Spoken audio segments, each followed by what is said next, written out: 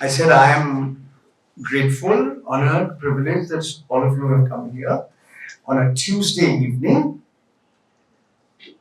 beating the traffic and the pollution of the national capital. And I'm so happy that Shri Shantanu Sen is here. I'm going to start this evening proceedings by telling you a little bit about him. Some of you know him very well, but nevertheless, I think it's important for me to tell you a little bit about him and also tell you a little bit about what is in the book. And please, if you haven't already, please go through the book. And so let me first mention that it was very important for Mr. Shantanu Sen for being here. This book came out when COVID had taken place. And because of COVID, we could not have a formal launch in the city. There were discussions about the book in Kolkata and elsewhere. And at one stage, Shantanu Da was apprehensive. He is about to turn 87, so he's only 87 years young. And he just told me that good 7 years before India became politically independent, he was born. And he belongs to a very, very illustrious family of Bengalis who've been based in Jaipur. And he also spent a lot of his years in Jaipur. As far as this book is concerned, I'm going to tell you a little bit, but what I think is important is to understand that Mr. Shantanu Sen was in the first batch of officers who were recruited by the Union Public Service Commission. And at that time, it was called the Delhi Special Police Establishment, which in 1963 became the CBI, or the Central Bureau of Investigation. And very often people describe it as India's premier investigating agency, India's premier police investigating agency. And many of us who had a lot of, who believed that this description was richly deserved, today feel not just unhappy, but extremely disappointed at the way the CBI has been working on late. And Mr. Sen is the right person to talk to you about this. What I wanted to mention is that the very fact that Shantanu Da or Shantanu Sen was directly recruited through the Union Public Service Commission to join the Delhi's Special Police Establishment, to some extent insulated him from the kind of political pressures that are often faced by officers who belong to the Indian Police Service. Now, once you are in the IPS, you have a cadre and you work under the concerned state government or the union territory. So there are a lot of political pressures on police officers, no doubt about that. So in that sense, by being directly recruited into the CBI, Mr. Sen was to some extent, and those who were part of his batch were to some extent insulated. Not entirely, but to some extent. And he's going to tell you much more about this. But before I hand it over to him, I'm going to just give you a brief outline of what this book contains. This is He's published 3 books. He's a prolific writer. After he retired, having worked with the CBI for 33 years, excluding 3 years when he was with the government of Sikkim and helping them set up their vigilance department. So the blurb of the book might tell you all. Suddenly I give a whole bunch of names. General AS Vaidya, actor Sanjay Dutt, Syed Modi, badminton champion, Ameeta, Sanjay Singh, politician, Harshad Mehta, Venkitaramanan, S. Venkitaramanan, former governor of the Reserve Bank of India, former finance secretary, V. Krishnamurthy, member of the Planning Commission, and others, Kalpnath Rai, former union minister. Many of these people don't have anything in common really, except for the fact that Mr. Shantanu Sen had investigated their affairs. Let's put it very mildly. Now, in this book, there are stories about which he's not been directly involved. But he's nevertheless felt that there were very, very interesting stories to be told, including Jayanti Dharma Teja, who he describes as the original Vijay Mallya. But then, what he's done is very clinically, as a detective, as a police person, explain how the legal system worked or did not work. Whether it came to politically very, very sensitive cases, or even cases that were even otherwise in the public attention. For instance, General Vaidya's assassination in Pune in 1986, it's all linked to what happened in Punjab in June 1984, Operation Blue Star, Golden Temple, Indian Army. And Mr. Sen was actually, as the Deputy Inspector General in charge of anti-terrorism in Punjab between 1984 and 82, he understood that part of the country and better than many others. And he also investigated cases that were sensational, that made it to the headlines, on which films have been made. The triangular relationship between Syed Modi, the badminton champion, his estranged wife, Ameeta, and politician Sanjay Singh. There were equally sensational cases of rich business persons. There were cases involving Kalpnath Rai, the union minister, his association with criminals. Mr. Sen looked at the undivided Birla family and how they allegedly evaded taxes. Sanjay Dutt, he landed himself in prison, possessing a weapon in 1993. The Mumbai blasts could not have, if you want to look at the Mumbai blasts, you also have to then look at what happened, the demolition of the Babri Masjid in December 92.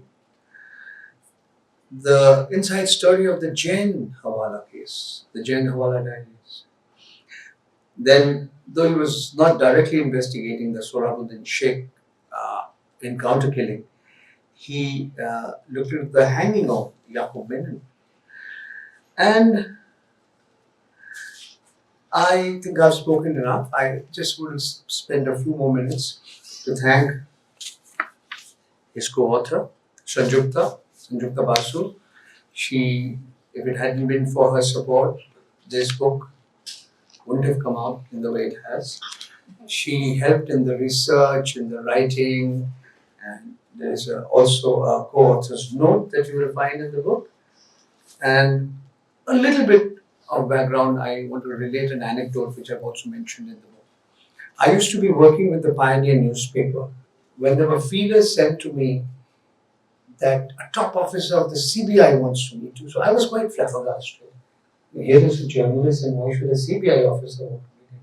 It turns out that it was none other than Shantanu Sen wanting to talk to me about an article that I wrote about Krishnamurthy, V. Krishnamurthy, the late Krishnamurthy, who was chairman and managing director of the Steel Authority of India Limited. Earlier, he was with Maruti. He was also with the Bharat Heavy Electricals Limited, and he was, of course, with the Planning Commission. So, I forgot to mention the urea scam involving the former Prime Minister of India, P.V. Narasimha Rao's son. So, all of these, he's seen what's been going on. He's got the ringside, the proverbial ringside seat, and he will speak to you for about half an hour, 45 minutes.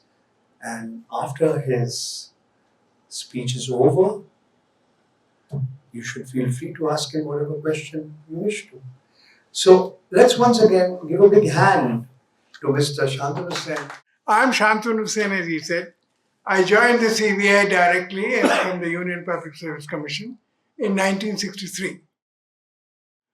I was trained in Mount Abu and a few other training institutions. I spent some time in Maharashtra learning the police working. And thereafter I was sent to Calcutta as a probationer. I learned my ropes in Calcutta. What did I learn in Calcutta?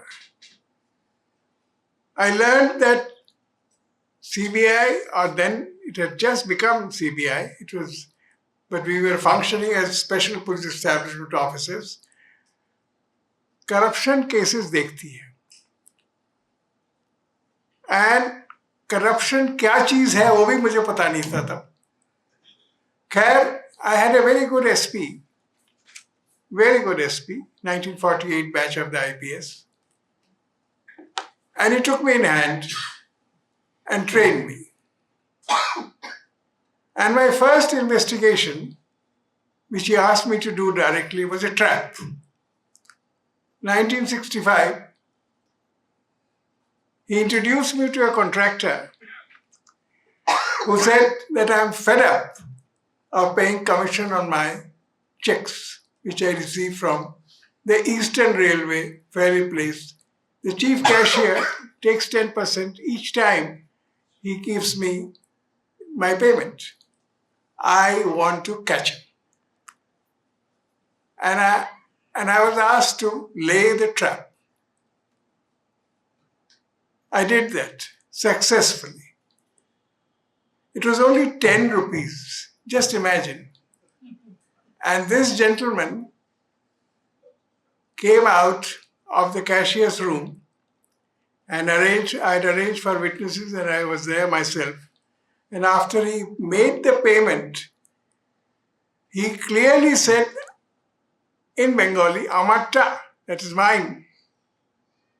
Loud and clear in front of all other colleagues of his.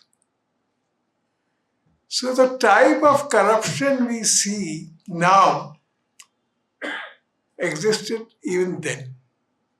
People were not shy of collecting their upri. He was caught. The trial took place. And he was convicted by the trial court, the High Court, and the Supreme Court.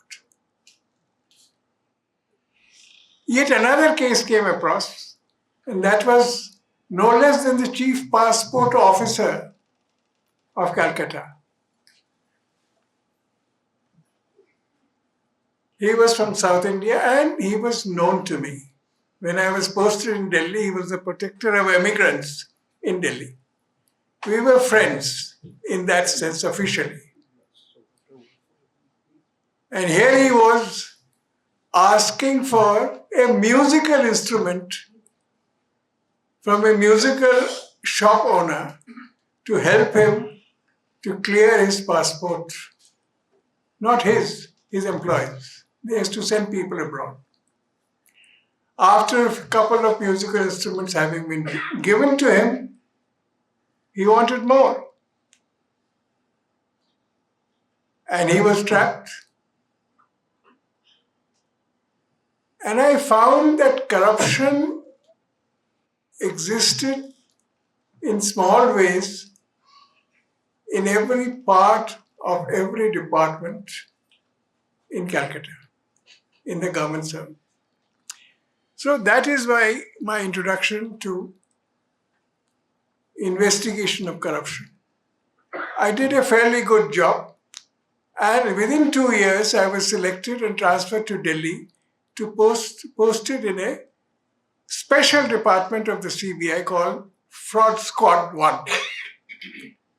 And there the investigation which I started, where I was associated with, was against a big industrial empire.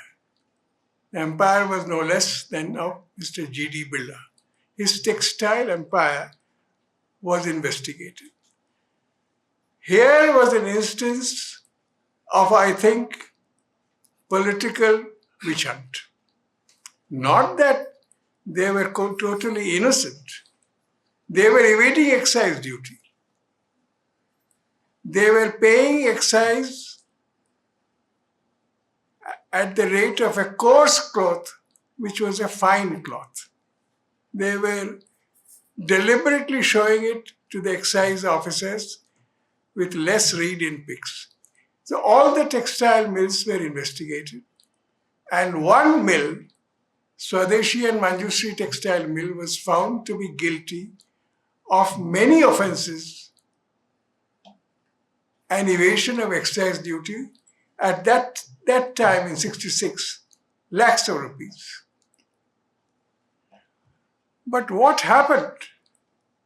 The charge sheet was filed, and even then the empire was so powerful and the government so willing that that case never came up for trial. Charge sheet filed in 1976.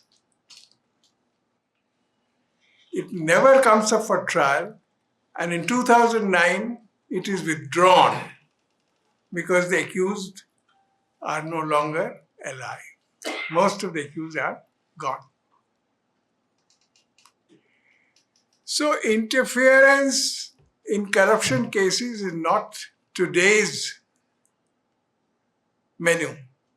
It is हमेशा रहा है, और CBI officer को इस चीज को पता लगना चाहिए that he will be interfered with. Why did I write this book?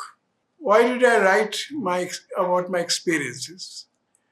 Because while the CBI slowly achieved fame, name, high standard investigation, it continued to be interfered. And there came a time when officers of the CBI were unable to stand that interference. But the problem was not easily solved by the government. What did the government do? Government issued a single directive where it held that officers of a certain rank cannot be investigated by the CBI without the competent authority, that is the employer, clearing the investigation. That was challenged in the Supreme Court, and Supreme Court struck it down. Then this was passed as a part of law. It was included in the Prevention of Corruption Act, in the Vigilance Act. Even then the Supreme Court struck it down. So a left-handed compliment was paid to the CBI that CBI, even if it is interfered with, it stands up. It is able to stand up because the law is the master. Now, in my case, I can frankly say, as long as I was an investigating officer in the lowest rank of the CBI, I did not face much interference. As I grew up, as I became an SP and a DIG and then a joint director, interference was palpable and considerable. And one had to find ways to overcome that interference. Let me give you an example. Kalpnath Rai, a famous name in the Congress party, he had a lot of criminal friends. And when the Bombay police and the CBI were investigating Dawood's henchmen, they ran helter-skelter. Some of them came to Delhi and they sought shelter from Kalpnath Rai. He opened up a guest house of the National Power Authority, NPCL, and gave the guest house keys, 2 rooms of the keys to them. And they began to stay there. Ultimately, they were traced, they were arrested, and not only they, but Kalpnath Rai and others who participated in giving them protection were prosecuted. A very prominent judge of the Delhi Special Court, Justice Dhingra, did the trial and convicted all of them. But when the matter came to the Supreme Court, they decided only to convict the goons and not Kalpnath Rai and his henchmen. They said the law doesn't even apply to him because we had prosecuted them under Tada, and they decided to argue it out that Tada does not apply. But the basic Indian Penal Code does try people who harbor criminals. They refuse to apply that law to them. So my experience is that if you can get over the interference by political authorities, you cannot get over the interference by courts. Let me give you another example. Badminton star Syed Modi was shot dead one evening in 1988 in Lucknow. I have written about it in detail. The CBI was transferred to the case was transferred to CBI because it was thought that the terrorists had killed him. I was then heading the terrorist cell in Delhi. So we took over the investigation within 7 days of his killing. And one of my officers, SP ranked officer, was instrumental in detecting the case. How did he detect the case? This gentleman, Syed Modi, as he finished his badminton practice and came out of the KT Singh Babu Stadium, 4 people launched an assault on him and killed him. He was shot dead. So this gentleman, my SP, Mr. Digvega was his name, he started spending the evenings at that time in the area. And after a few days, he noticed that rickshaw players who hang around there waiting for passengers to come out of the stadium were playing a game. They were sitting, 4 or 5 of them together, and they had placed few currency notes in front of them, and they were reciting in numbers. So he went closer to them and he noted that they were reciting 4 numbers, 1, 5, 6, 7, 8, 4, 3, 2, 1. And they were waiting for a car to come in.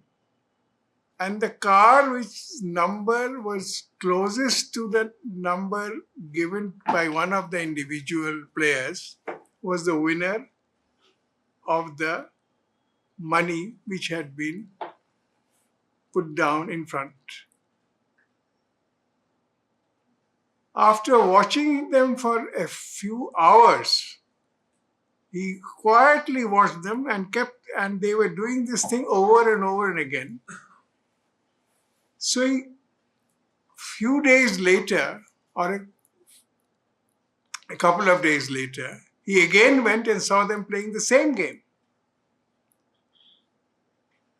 Now, we had been told that the killers had come in a car, were sitting in the car, waited for him to come out of the car, come out of the stadium, and then had shot him. So he asked one question to one of them in the quiet. Do you remember the number of the car which was parked there, out of which the killers had come and shot him? And they said yes. One of them said yes. So we had the number, but we did not know what state the number belonged to. Here luck comes in the way. One of the sub-inspectors in our team was asked to find out, make inquiries about this car. And 2 days later, he says that in the Hazratganj police station, this car is stationed. A car by that number is stationed. It has a Haryana number, but the number is the same. We pick up the car and we find out it is of a contractor.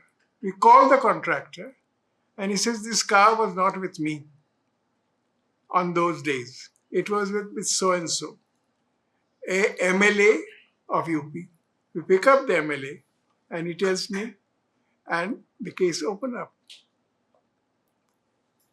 Now the 4 killers are tried and convicted, but the MLA and the person who got them killed, according to our evidence, is let off. First by the trial court, then by the High Court, and finally by the Supreme Court. We have to accept it. But what do we find? That the trial court judge is changed when he is about to pronounce orders. The charges are again heard, and only the 4 killers are sent up for trial. Both the other 3 whom we had prosecuted as conspirators who had planned the killing, because these 4 killers had no prima facie ground to kill him. Yet the courts decide otherwise. Why does this happen? As I heard today, that the powerful, when they are put up for trial, Hamesha, they can always play a game of wits. One justice of the Delhi High Court one day said in open court, trial is not a game of wits. Rules of collection of evidence is not artificial. If crime is a reality, then trial is not divorced from realism. He said that in another case which we investigated, because the trial court had let off somebody who should have actually been convicted. He then convicted the person. So the CBI faces interference not only from political authorities, but it also faces interference. The word interference is probably incorrect. Faces problems from courts. Now, can I say the judges are corrupt? I have found some of them very corrupt. I have quoted an instance of the Chief Justice of the Bombay High Court, who took $80,000 for one book publication and $70,000 for another book. These 2 books were entitled Muslim Law in Our Constitution, Hindu Law in Our Constitution, and he took this money from a publication house which is set up for the very purpose set up for the very purpose of bribing him. Who was this person who was doing this? He was a henchman of Dawood Ibrahim, Yakub Memon, popularly known as Iqbal Marchi. How did we find the evidence? The evidence was found when I arranged for a search of Iqbal Marchi's house in London through the Scotland Yard. Mails were found, the evidence was found that all this was concocted, created to pay bribe to the judge. Yet what happens to the judge? He is only asked to resign. I'm talking about 1996. He's only asked to resign. Corruption in the judiciary exists, and today we are confronted with a Delhi High Court judge's case. But it has existed for a long time. And I have been compelled to mention these cases in my book, where corruption in the judiciary has led to many unfortunate acquittals. Take the case of the Hawala diaries. They were called Hawala diaries, Jain Hawala diaries, but they are not actually Hawala diaries. They are books of account. In my book, CBI Insider Speaks, I have published the diaries. They are books of account. Money is received from channels abroad. It is entered into the book of account. Then there is a debit entry to acronyms, various acronyms. And these acronyms, if enlarged and extended, relate to members of political parties of all hues except the Communist Party.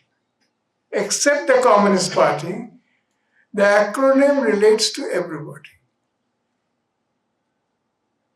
Now, when this diary is found during investigation by the CBI,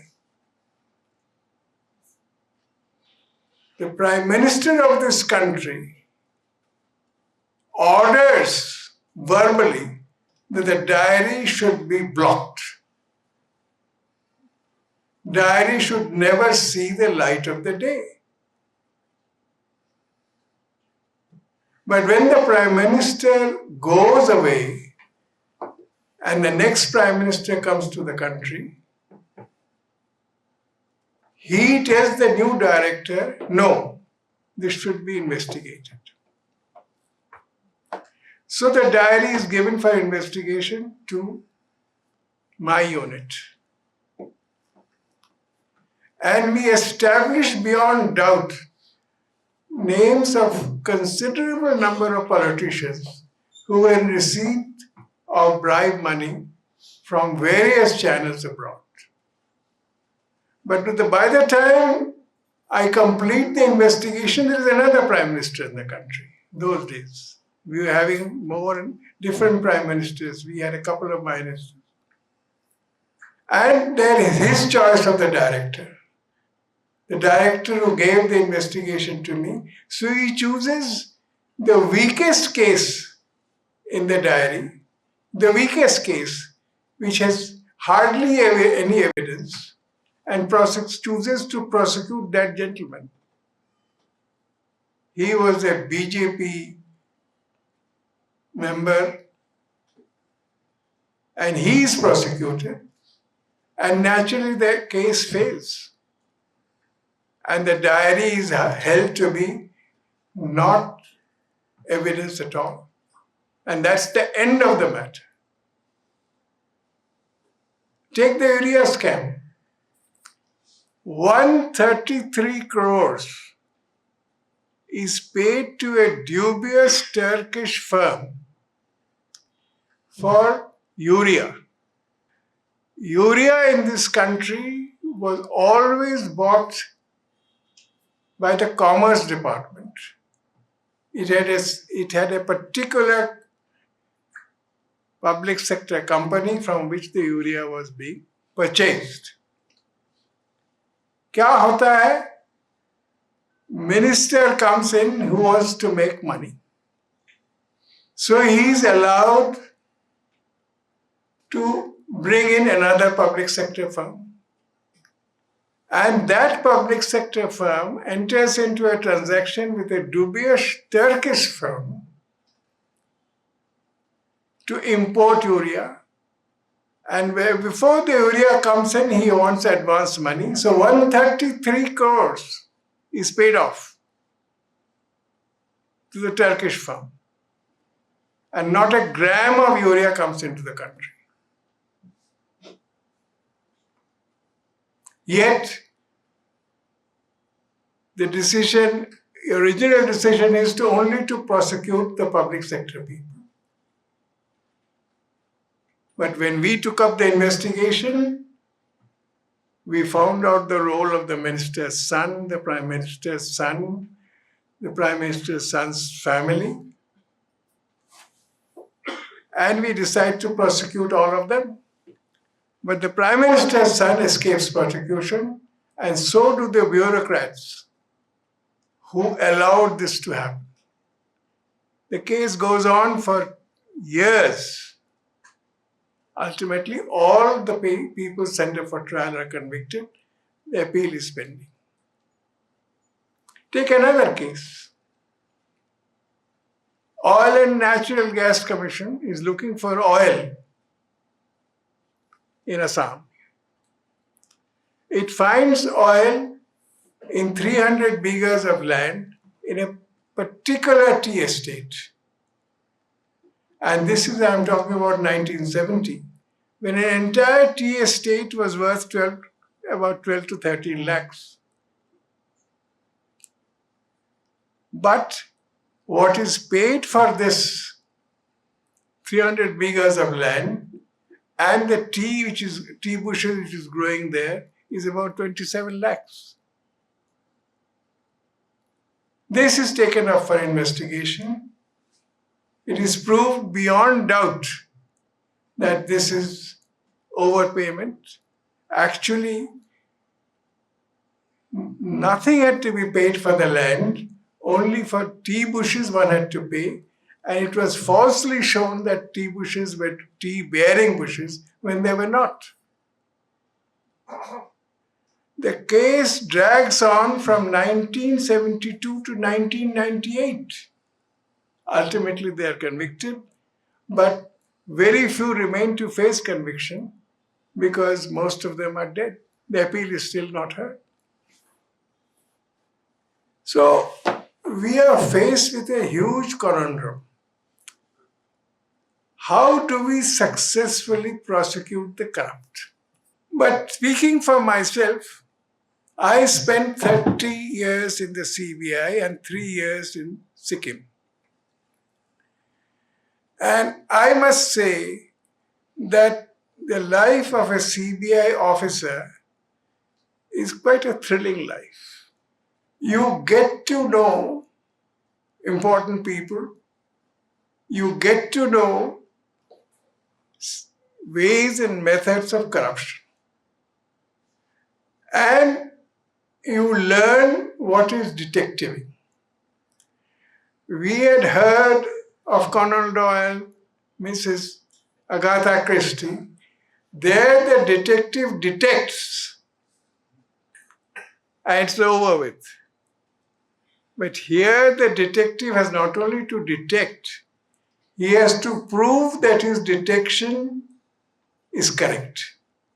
And he has to prove it to an independent body.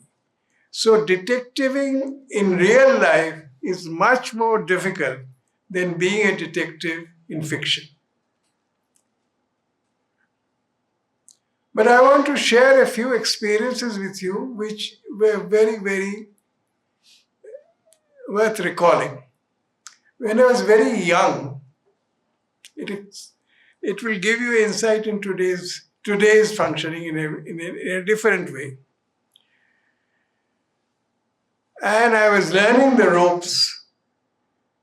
There came a case where then Prime Minister Mrs. Indira Gandhi's forgery had been committed by an individual who had taken that letter to Bokaro Steel Plant and tried to use that letter to get an employment for a relative of his.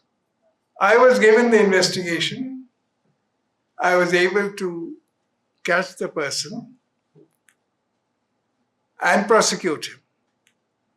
But during the investigation, I had collected all the evidence of forgery, collected every possible evidence of his involvement in the case.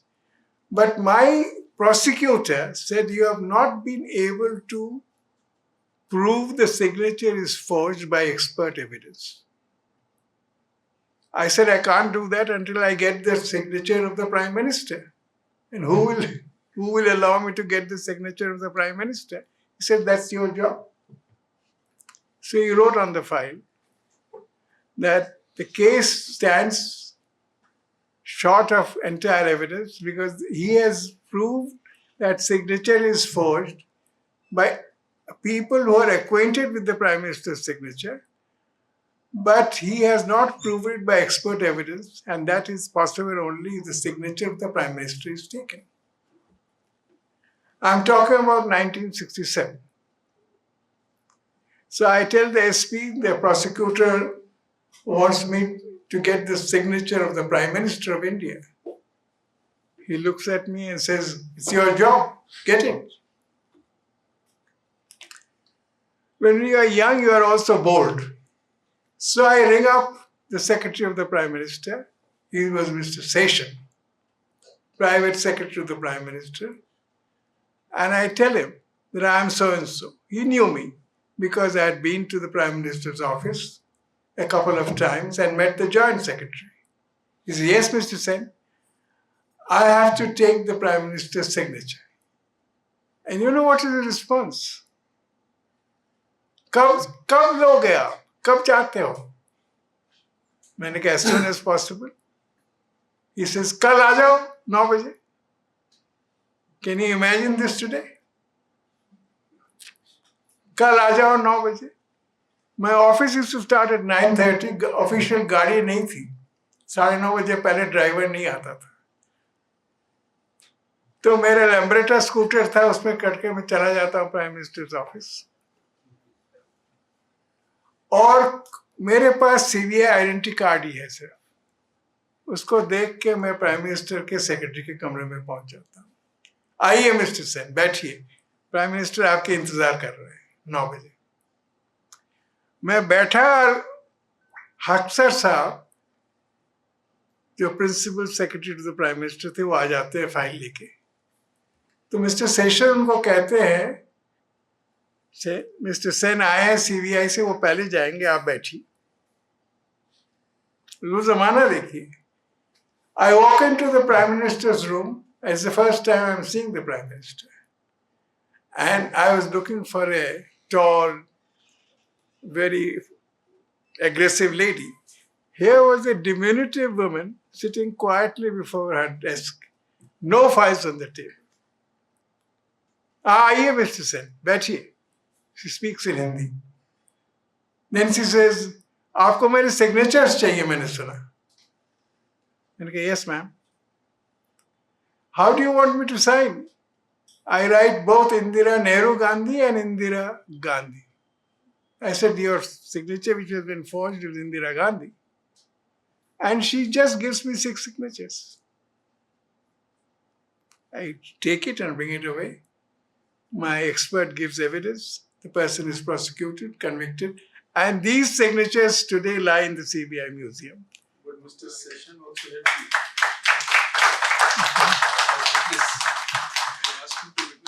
Yes. When I come out of my son tells me, I forgot to tell you, when I come out of the room, I said, I have signed before me, but I need a witness also. आप लिख दीजिए witnessed by me. He writes witnessed by me. He was not there in the room. And after I leave, Mr. Haksar is allowed to go into the room. So, is it possible today?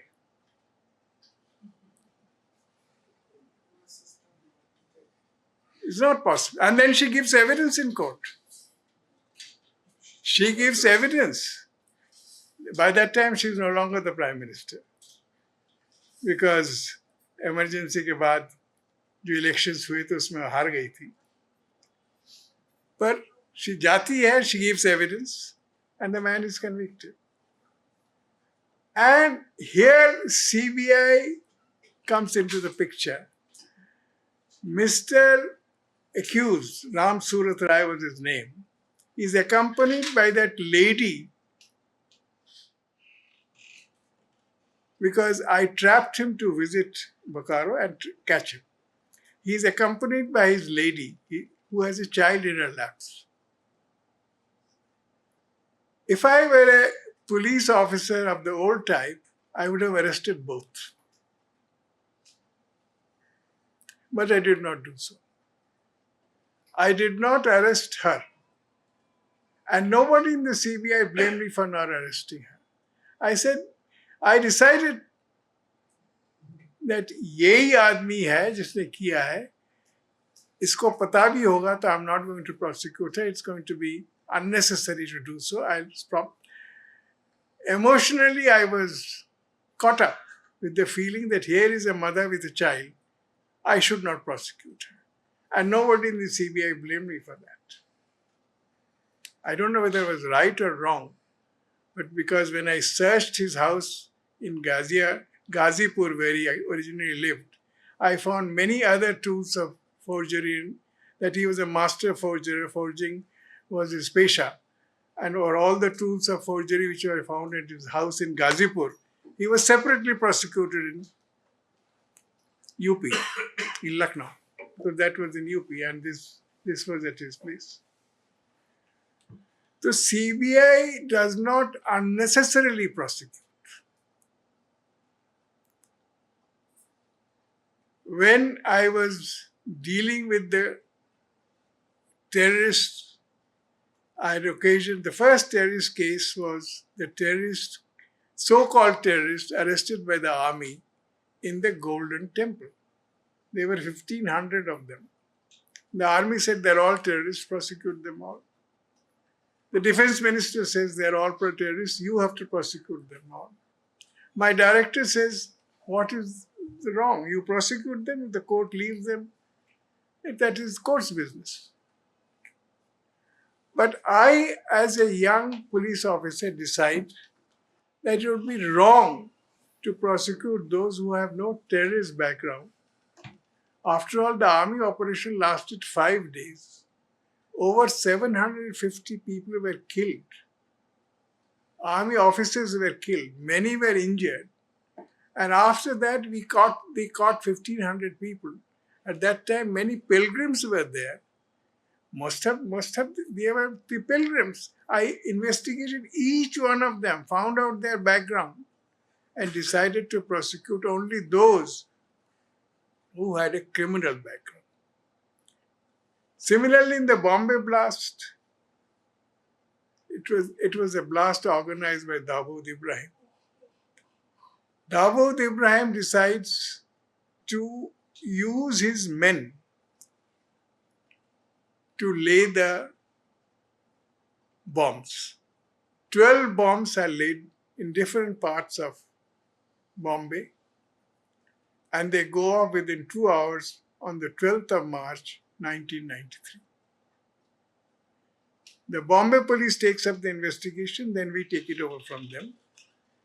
And after Bombay police investigation, we separately investigate, file 17 more charge sheets, arrest 9 more people, but we refuse to charge them for waging of war.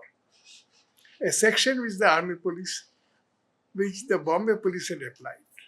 The CBI decides that it would be improper, illegal to prosecute somebody for waging a war when these people were not seeking cessation of the country. But the Bombay police felt that the waging of war is a section which should apply. Despite the desire of politicians, and that included the chief minister himself of Maharashtra, the CBI had the courage of its convictions to drop the waging of war proceedings. There was a lot of problems for the CBI. The Home Minister was upset, but CBI could stand up to these pressures. Today, for instance, I am very happy to hear that CBI has closed the case against Riya Chakravarti in Sushant Singh Rajput's case. I read it today. Now, I used to appear for television those days, and my son is sitting right here. He will remember that when I took up the stand that I don't think Riya Chakravarti is involved in this case and CBI will never arrest him. He said, people won't like you to say this. But this is true. From the very beginning, to me it was clear, Riya Chakravarti is not involved in this case. He committed suicide. But if you remember, you must have heard the television programs those days. You must have heard the anchors. You must have heard senior advocates. You know, this case, the FIR was registered in Patna. It was registered at the instance of a very senior advocate of the Supreme Court, who came up on this TV and said, now that the CBI has taken over this case, it should arrest Riya Chakravarti and get her to confess her role in the death of. But CBI never did so. CBI never arrested her. So I maintain CBI is still one of the most powerful, fair investigating agencies in the country. The government of India has repeatedly tried to control the CBI. Rajiv Gandhi tried by issuing the single directive, and thereafter law was passed to control CBI's investigation into big corruption. And now in 2018, a law has been passed where CBI cannot investigate anybody without the authority, without the permission of the competent authority, that is the employer of the person. That law has come in. Ultimately, a law had to be brought into force. Interference was not enough. But interference in CBI has been happening not today. It has been happening right from 1967. From the time Lal Bahadur Shastri was no longer the Prime Minister of the country. That man and his predecessor gave a complete free hand to CBI. And people close to Jawaharlal Nehru, close to Lal Bahadur Shastri, were investigated by the CBI freely. Dharma Teja was close to the Nehru family. He was investigated, he was convicted, and he stayed in prison. Similarly, Sheikh Bahadur Singh, a minister in the state of Andhra Pradesh, was investigated, trapped, and convicted. It is a fact of life that during the freedom movement, we had politicians of integrity. It's only after 1967 integrity came to be doubtful. But it continued to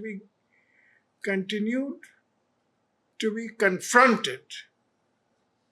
CBI continued to confront, and I maintain CBI still confronts, because if I may be permitted to say, that none of you can point out a case of CBI's false prosecution of arresting somebody who is not, except during the emergency.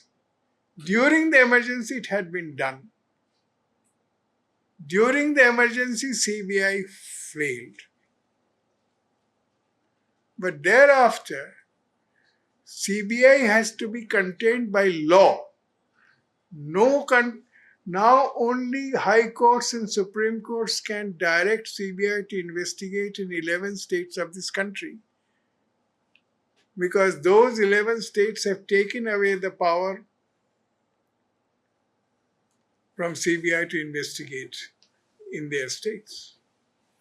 Finally, I want to conclude with CBI's performance in anti-terrorism. CBI started with the Blue Star operation, and it investigated fairly good amount of terrorist cases, including the death of General Vaidya, which it found the killers, brought killers from abroad, did an extradition of people wanted. And one of the most important investigations which CBI did fairly and squarely was the Punjab National Bank robbery, which took place in February 1987. That was the biggest robbery at that time. 7 million rupees were robbed from the Punjab National Bank, Ludhiana industrial branch. Before that, the terrorists had already done 19 dacoities, and none of the cases had ended in any worthwhile detection. Therefore, when this happened on the 12th of February 1987, the director CBI wrote to the Home Ministry that it's time that this investigation is given to the CBI because it's time that the robberies come to an end. And it came to the Punjab cell, and the Punjab cell detected the case, found out all the 25 people who were a part of the robbery gang, dacoity gang of the terrorists, arrested 12 of them, and was able to get a conviction of 11 of them. In this case, for the first time, the CBI was able to get members who were formerly associates of the Khalistan Commando Force to help CBI to identify the killers, identify the dacoits. And how was that done? There was no law protection of witnesses at those days. So what we did was, we were already associating ourselves, the CBI as DIG as convener, was already associating with 5 states of India: Delhi, Punjab, Haryana, and Chandigarh. CBI,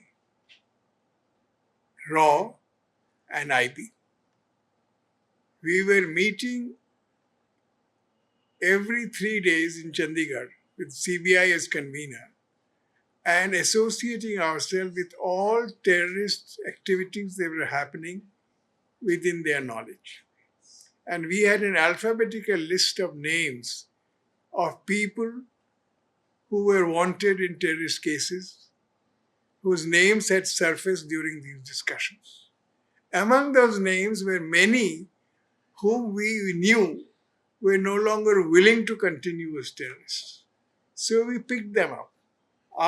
We picked them up after we were able to find out the hideout of those who had convicted the dacoity in Ludhiana and raided that place and found a camera there with evidence of people involved in this crime.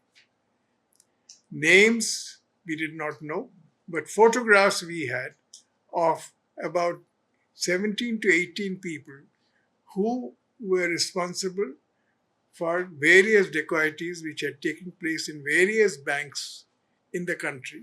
You know, these banks stretched from Rajasthan to Punjab to Chandigarh to Terai to Maharashtra and as far as the Far East, the Northeast. They were raiding these. So we approached them to help us to identify these people because they were no longer willing to be as terrorists, which was their knowledge, it was our knowledge, that though they had associated themselves with terrorists, अब उनकी इच्छा नहीं थी कि terrorists काम करते रहे. So when we approached them, they said, protect us. How do you protect us? We had no law to protect them. So we found out a way, and that was a unique way.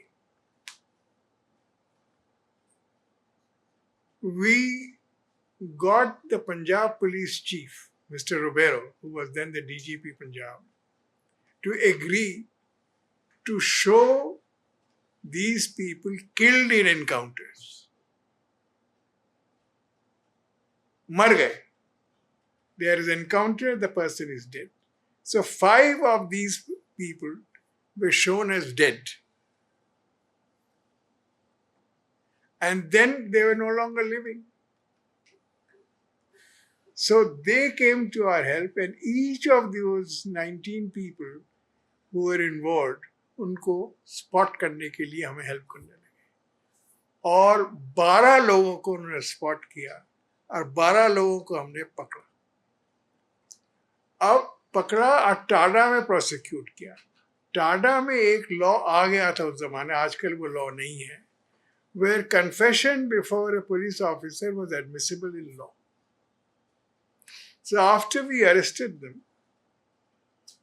and we recorded their confession in a manner laid down by the Supreme Court, arrest them, keep them in judicial custody for 3 days so that the influence of police is not there, and then if they confess, record the confession in this proper manner, and CBI officers became experts in recording the confession. Only because this evidence was possible, all 12 of them were convicted by the trial court and the conviction was maintained in Supreme. And that was the end of robberies by terrorists in Punjab. This cell, the Punjab cell, became mighty helpful to all the states where terrorism was active, terrorism was faced. So the government took advantage of the popularity of the Punjab cell and moved a proposal for creating a federal police agency. And that is how the National Investigating Agency was born. CBI is not a federal police because CBI cannot investigate in states without the consent of the states. The National Investigating Agency can. Because of the good work done by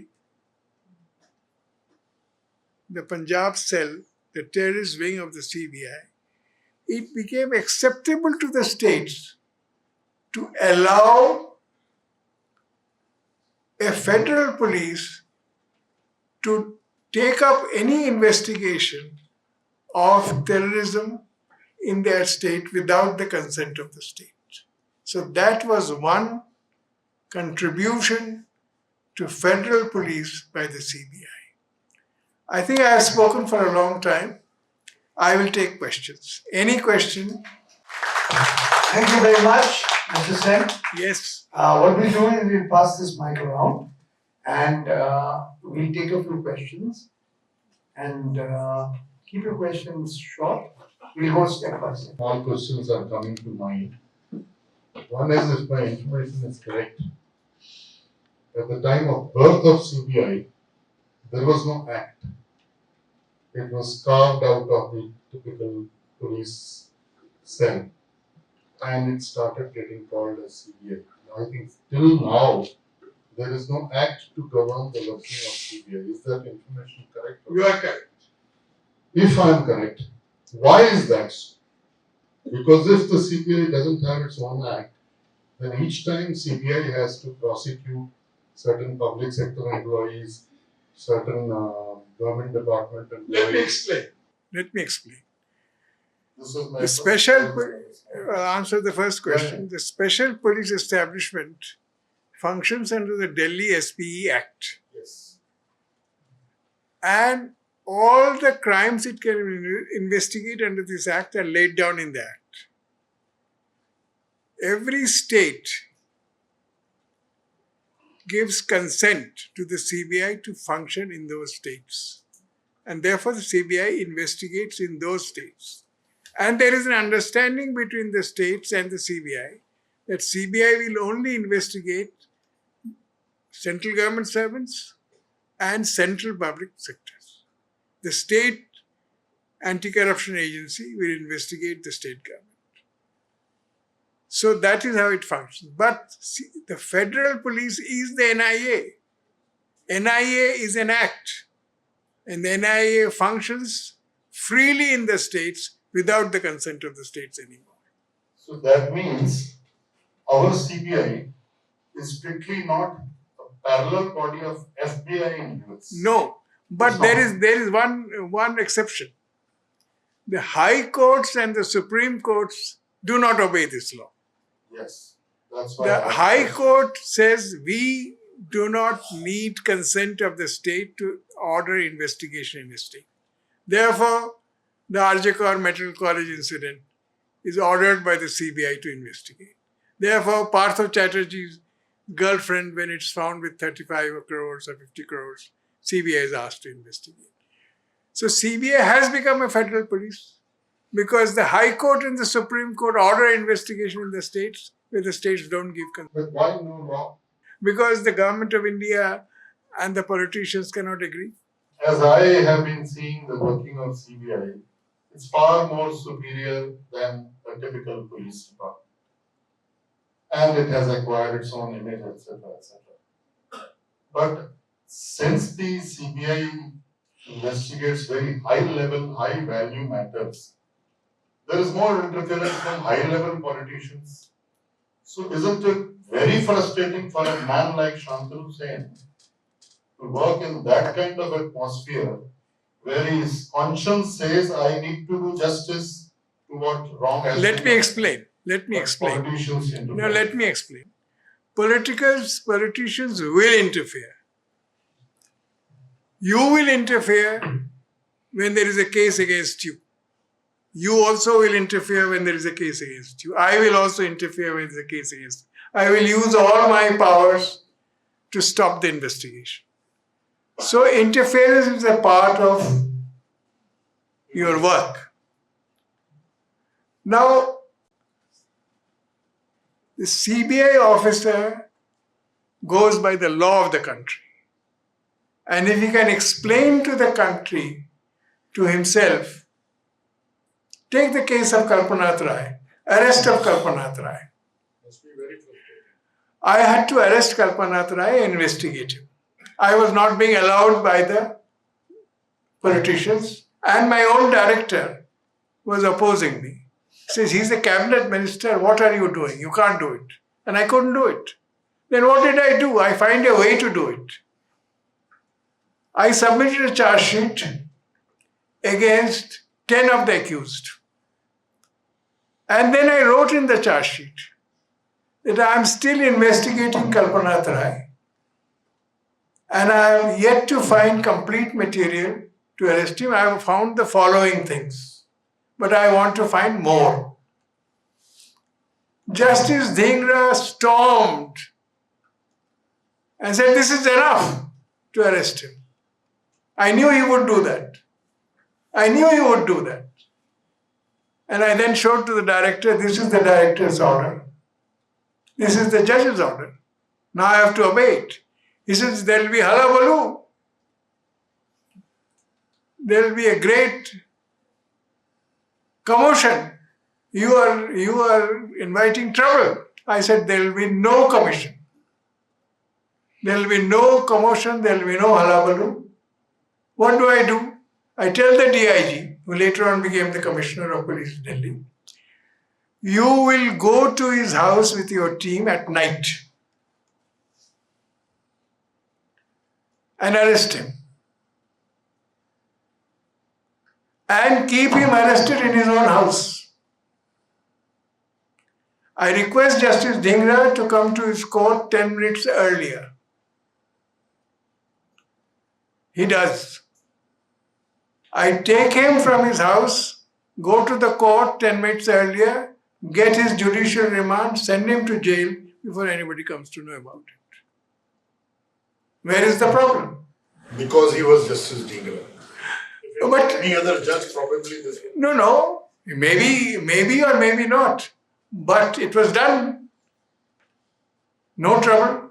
And he remained in jail. He was convicted. It's another matter the Supreme Court threw out the case against him. Wrongly, I think. I've written in my book. I've called it an OST. Wrong. Yes, another question. After listening to your fascinating account of your achievements in CBI, one question which I want to ask is, don't you think that credibility of CBI has been severely dented after midnight raid in the office of Director CBI and his subsequent removal, and Supreme Court also didn't come to his rescue, and selective use of CBI against political opponents in recent years? I have said CBI has been interfered with. CBI has been used. One swallow doesn't make a winter. CBI does 1,000 cases a year. In how many cases can they interfere? In 1 or 2 cases they may. But why did CBI achieve a reputation? Tell me. I remember those days when a High Court judge told openly, there is much to respect the CBI. We respect CBI's findings as much as we respect the High Supreme Court. Yes, they are both failing. Why did CBI achieve a reputation? Today there is a case in the country which we all hear about. Stashes of currency note found in a judge's house. I can tell you, if the case is transferred to CBI, there will be silence. Even today. Sushant Singh's Rajput case was closed by CBI. Interference to hoga. You cannot avoid interference. Anybody who is investigated will try to find out somebody who can stop the investigation. If he's powerful, he will use a powerful agency. If he's less powerful, he will use a less powerful agency. So we always faced interference. There is no case, there's hardly any case of big time corruption where interference does not take place. During the Hawala scandal, when I investigated the RBI governor or the managing director of the State Bank of India, was I not interfered with? Interference to hoga hi. But it is up to the CBI officer to stand up to that interference. You cannot avoid interference. Then today, so many things are dented. The judiciary is dented. We respected the judiciary once upon a time. But does it mean all judges are corrupt? Does it mean all CBI officers are prone to interference? There are 700 CBI inspectors and deputy superintendents, and over 300 superior officers, 1,000 of them. There is corruption in the CBI. Corrupt people have been caught in the CBI. DIG has been trapped. The SP has been trapped. People have been prosecuted for having disproportionate. Corruption to hoga. But CBI is one agency which acquired a reputation. You will have to admit that even today, if a case, people had to demand CBI investigation. Why? Because goes deeply into investigation, it has been a fair investigating agency. Any more questions? Yes. Yeah, just one. Two cases. One is the Pune Armstrong's case, Yes. where the CBI has not completed an investigation, and the MDMA, multidisciplinary uh, monitoring agency, which was set up after the Rajiv Gandhi assassination. CBI has not come out with a single report in 24 years. I can't answer that question because I'm no longer in the CBI. I left CBI in 1996. Yes. My name is R.T. Haranai from Delhi.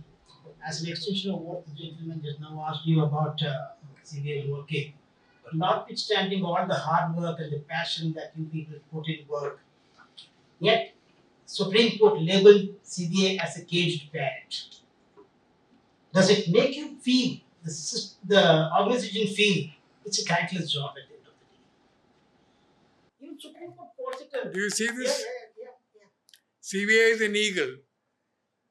Yeah. And one side the Supreme Court, the other side the Home Ministry. CBI is struggling between the two.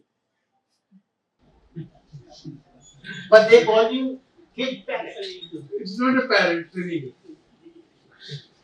You can't say call it a cage, but CBI continues to be an eagle. Right. But it is Okay, enmeshed. it's like this, Mr. He has a certain point of view as an insider, as somebody who's worked for 30 years in the CBI. I don't agree with anything he said. I mean, I have a different point of view. I personally think that the CBI has today become more weaponized than ever before. I mean, there was always political interference, as he has pointed out.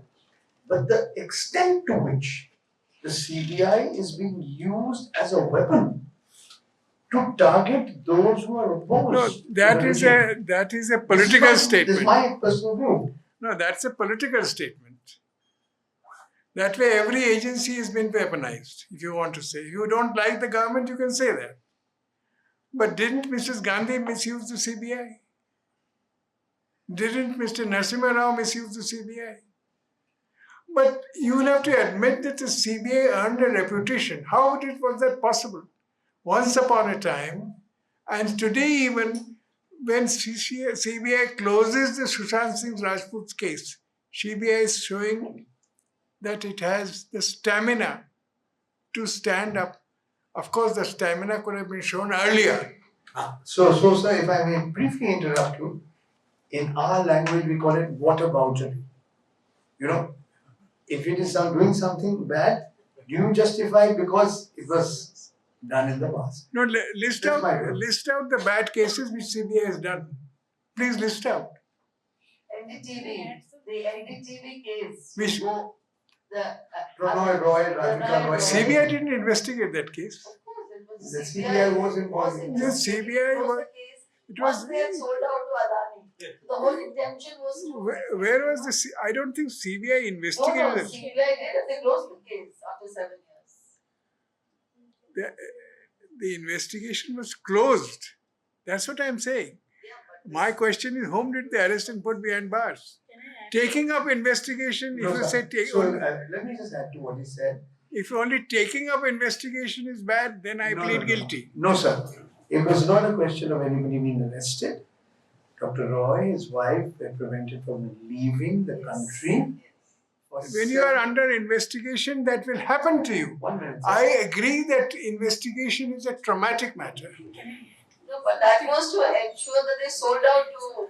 No. Taking up investigation, CBI takes up investigation on direction of the government. That's weaponization. Yeah, That's true. But CBI closed the case. After the weapon was found and not Yeah, fired. after it was But taken CBI over, can't refuse to take up investigation. CBI is a subordinate agency of the government. How can CBI refuse to take up investigation? So then what value is a 1,000 officer where Yeah, they're exactly. standing for what is right? Exactly. The government is not it's not an animate entity. They are people. You mean CBI can tell the government that we will not take up investigation? You've done it. You've done it. Can I excuse So me? why can't your successors be inspired the same way? Can I add something? Sorry, I'm Sanjay Dutt from the editor research and other. I helped sir write the book the co-author. I think what we are listening to him today and what he tried to do in the book also is to give you a holistic picture of CBI. Not to do these, one-liners of good, bad, black and white, simplistic narratives of what we see, of what we understand of CBI. He gave me the history of corruption itself that dates back to the Chanukyas, and we did the research and we wrote about how the entire history of corruption dates back. And then the history of CBI, and like the sir said, the DPAC Act under which CBI now acts is actually a British era law. We still don't have an act. So what I'm trying to say is that what sir's book does is this, that to go beyond these narratives and to understand the whole. Okay, we take one last question. My name is Shantanu Dasgupta. Very interesting career and very fascinating anecdotes that you've shared. I'm thinking on the point that you said that there is a way to deal with interference. You mentioned how you dealt with the government. When you are being weaponized, and you know that you're being weaponized, is there not a way to stall, to avoid, to delay, to obstruct, to frustrate when you know that this is morally wrong? There is and it should be done. But it's not, nobody seems to do that now. So I don't know. we don't. We don't. Allow themselves. No, we don't know. Do we know? It's obvious. We really don't know. Well, But I from admit you. that CBI is facing problems from the courts, facing problems from the ministry. CBI is enmeshed. I agree. That's where I felt active. Okay. I have just two small questions. One is, what is the solution? How do we insulate CBI? And the second is, what do you think about the police reforms judgment of Supreme Court? Do you think it should be implemented in 2006? And will it help? Thank you. No, I have mentioned about reforms in my book. There's a chapter on that. You see, appointment of a CBI director has to be of a director who can stand up to the organization. We had such directors. And they chose to leave. I remember the first director after D.P. Kohli was F.V. Arul. He took up investigations against Bihar politicians. And Mrs. Gandhi stopped him. He refused to be stopped. He was transferred out. Then we had Rajendra Shekhar also transferred out. We had Arun Mukherjee also transferred out. But then there have been directors who have buckled. But you need an investigating agency of the type CBI is. I am not saying CBI is the best thing in the country. I am not saying the CBI is not being misused. I have said CBI has been interfered with, CBI has been used. But still, you have an investigating agency which had earned a reputation.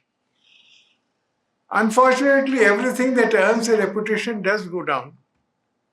But does that mean that the CBI should be eliminated?